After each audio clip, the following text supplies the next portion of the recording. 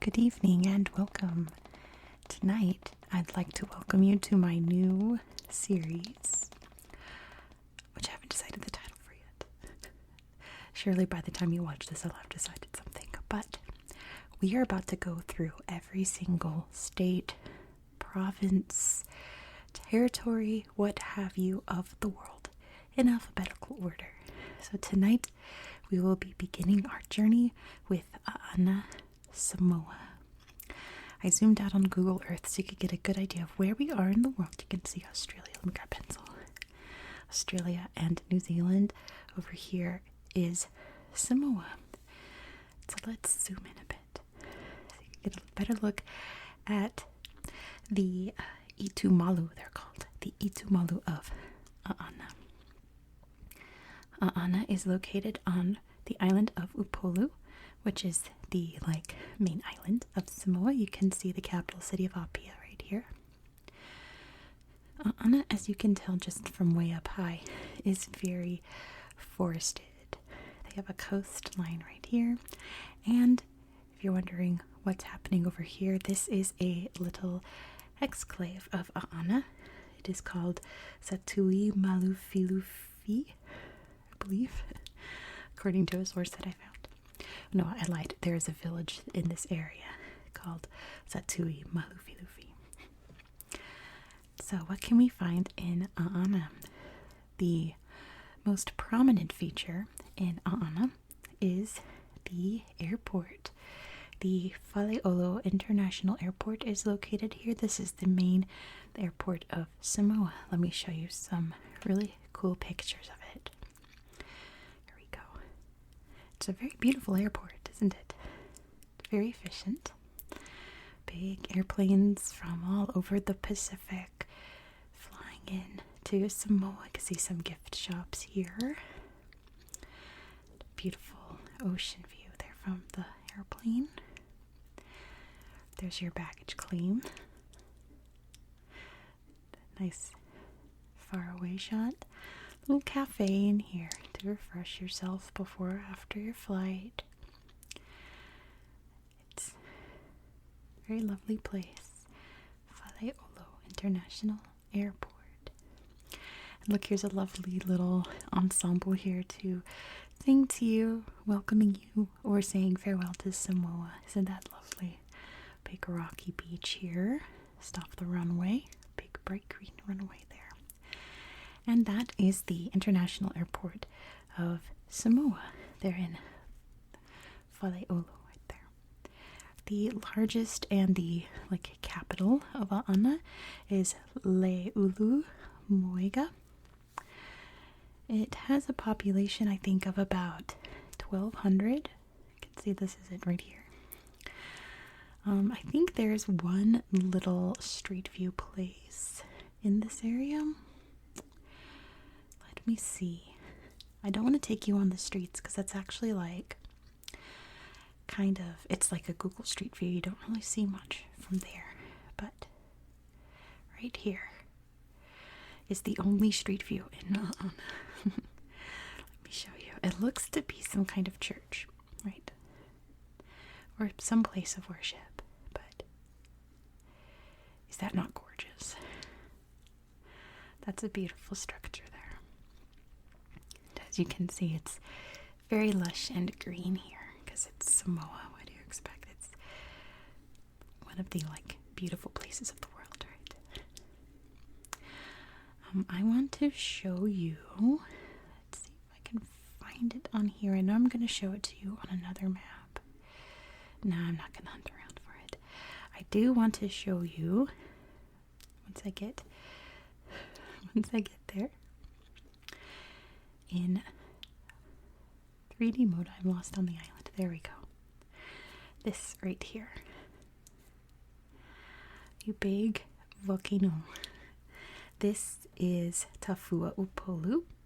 It is apparently still active, but its last eruption was believed to be around 1395. So it's been a long, long time. As you can see here, it's all overgrown. But it hasn't erupted in a very, very long time. You can see there's no eruption damage anywhere around it. And yeah, I guess I'll show you on the other map. That's pretty much all I have to show you on Google Earth. I'm going to show you a better view of the boundaries right here. You can see that they do not have a coastline on this part of the island. That belongs to this district whose name escapes me right now. I'll remember it later. But you can see the borders a lot clearer here and the exclave there.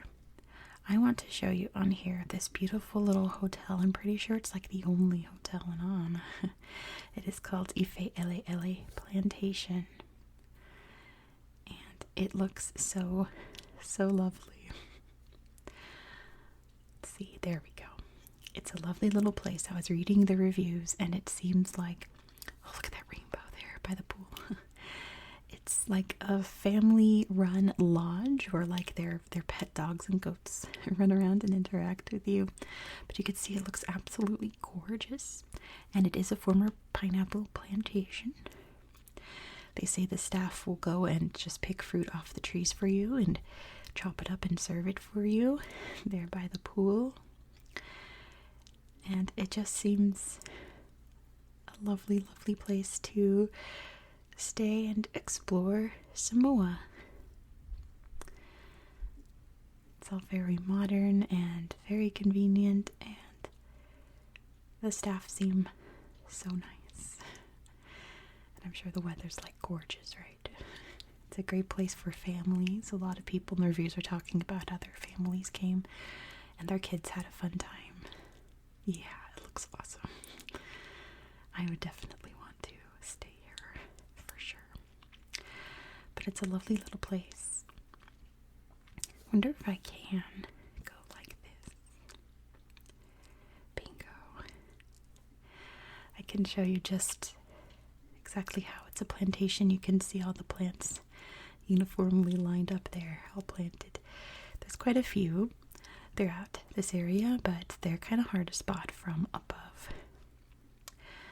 Let's see, the other thing I want to show you in terms of maps is this off of Wikipedia. This is a map from 1924, and you can see right here. Right there. Alright, it's the island of Upolu, as you can see there. Alright, so that's pretty much it for the tablet. We're going to get into its history now. Let me show you on my atlas here. Probably going to have to zoom in a bit. Boom. Here we go. So as you can see, Aana is just this right here. It is very, very tiny, right? It's just a very small part of Samoa, and they have a very small history. If you want to know more about the entire history of Samoa, I'll link the little video up there. It is a very fascinating history. I had such a fun time researching it. But we're just going to talk about this little bit of land right here. Look, you can see the airport there. So, apparently, according to the mythology of Samoa, this island was given to the grandchildren of the supreme god Tagaloa Alagi. This part was given to the god Ana, hence Ana, the land of Ana. The first great ruler, or the Tui Ana, was named Tamalalagi, and he was descended from a semi-deity kind of figure, Nafanua, who was apparently the daughter of a demigod and one of the great rulers of Samoa. Their descendant was the daughter, Tamalalagi's daughter, Salamasina. She was a very important tribal leader in that she managed to unite all of the various tribes of the area, which did not get along. The headquarters of the rulers of Aana was at Leulumuika. You can see right there, Leulumuika. And now this part I was very confused about in my research, and I could not find anything to explain it any further.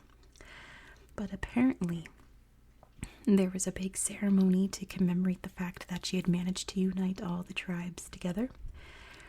And she was going to, it seemed like a kind of coronation of some sort, but during it, it turned out that she had displeased Nafanua, their goddess, and she had to step down.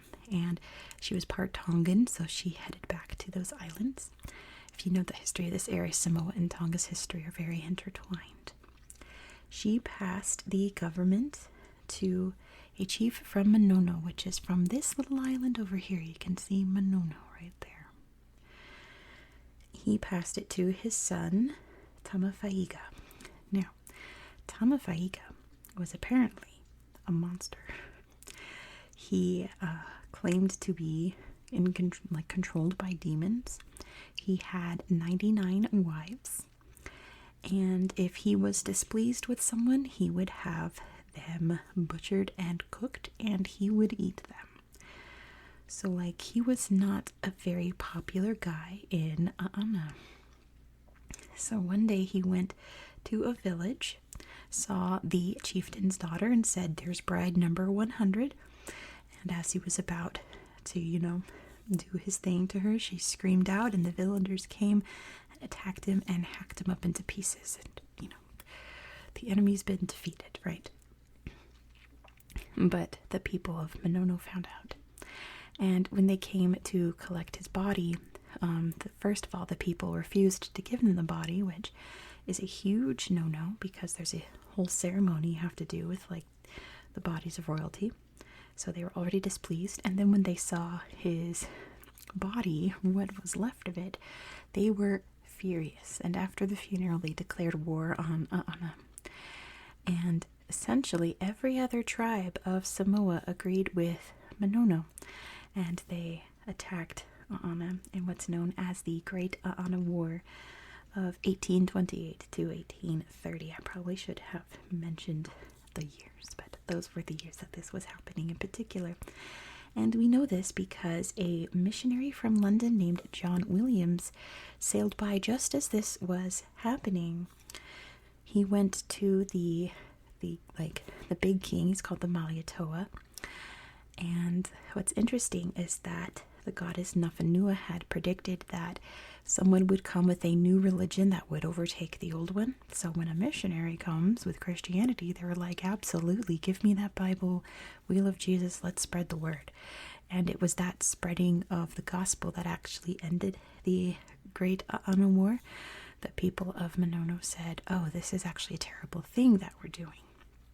Especially after John Williams wrote in his diary about a very horrifying event that the people of Manono did to the people of A'ana, in which, this is really sad, they built a huge bonfire in the middle of the village and dragged all of the men, women, and children out of their beds and threw them into the fire alive.